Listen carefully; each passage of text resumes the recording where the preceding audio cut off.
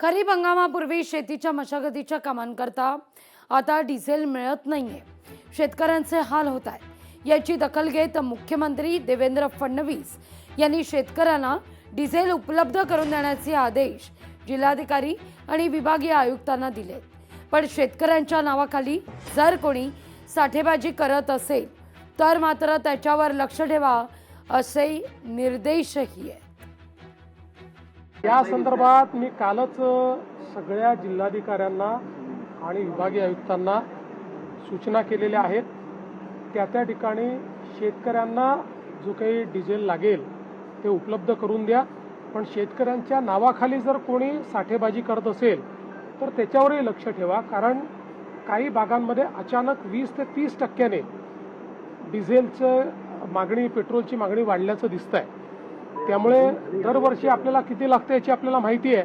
त्यात अचानकपणे जर 20-30% वाढत असेल तर त्यात काहीतरी गडबड देखील असण्याची शक्यता आहे. म्हणून शेतकऱ्यांना त्रास होऊ नये अशा दृष्टीनं त्या ठिकाणी काही ना काही उपाययोजना करण्यास सांगितलेल्या आहेत.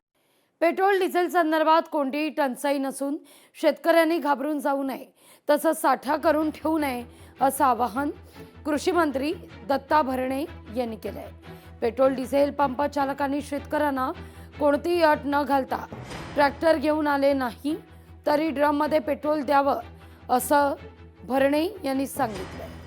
डिझेलचा आणि पेट्रोलचा साठा हा व्यवस्थित आहे, म्हणजे त्यात कुठेही कमी झालेला नाही. आणि अचानक उलटा खप वाढलेला 20% खप, पूर्वीचा खप आणि आताच्या खपामध्ये रोजचा जर विचार केला तर वाढलेला नाही. याचा अर्थ शेतकरी भीतीमुळं हे रांगा लावत आहेत. पण माझी आपल्या माध्यमातून शेतकरी विनंती, कुठेही या बाबतीमध्ये काळजी करू नका. कुठेही पेट्रोल आणि डिझेल हे व्यवस्थित आहे, साठा व्यवस्थित आहे, ते कुठेही कमी नाही. त्यामुळे विनाकारण बॅलर भरणं किंवा त्यामध्ये हे भरणं करू नका.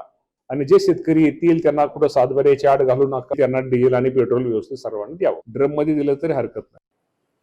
अनुसूचित जातीचं उपवर्गीकरण करणं ही घटना विरोधी आहे असं आनंदराज आंबेडकर म्हणतात. आम्ही या उपवर्गीकरणाच्या विरोधात आहोत.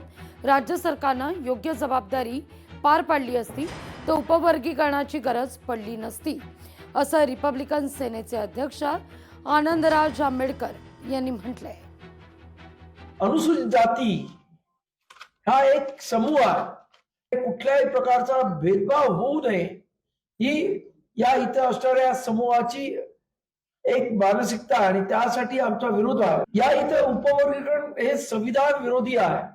कलम 46 नुसार राज्यावर असणारी जबाबदारी जर राज्य सरकारने योग्य पार पाडली असती तर अशा पद्धतीने उपवर्गीकरणाची गरज पडली नसती. आणि हे भारतीय संविधानाच्या 14, 15, 16 कलमाच्या तरतुदीला सरळ भंग होत आहे असं रिपब्लिकन सेनेचं मत आहे. नीट यूजी परीक्षेतील पेपरफुटी आणि गैरव्यवहारामुळे देशभरात गदारोळ माजलाय. असं असताना केंद्र सरकारनं आता देशातील परीक्षा पद्धतीत आमूलाग्र बदल करण्याची तयारी सुरू केली आहे. अभियांत्रिकी आणि वैद्यकीय प्रवेशाकरता घेतल्या जाणाऱ्या जेईई आणि नीट या परीक्षा एकत्र करून एकच संयुक्त राष्ट्रीय प्रवेश परीक्षा ही घेण्यासंदर्भात केंद्र सरकार गांभीर्यानं विचार करत असल्याचं वृत्त आहे. संसदीय समितीच्या बैठकीत अधिकाऱ्यांनी या संदर्भात संकेत दिले आहेत.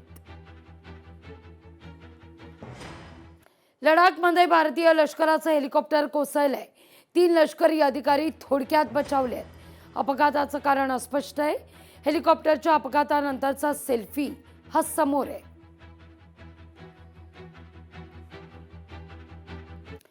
पंतप्रधान नरेंद्र मोदींना डोनाल्ड ट्रम्प यांचं निमंत्रण आहे.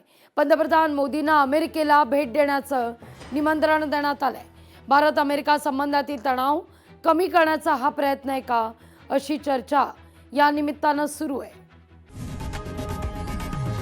लोकशाही मराठी ऐका, पहा, जागरूक रहा.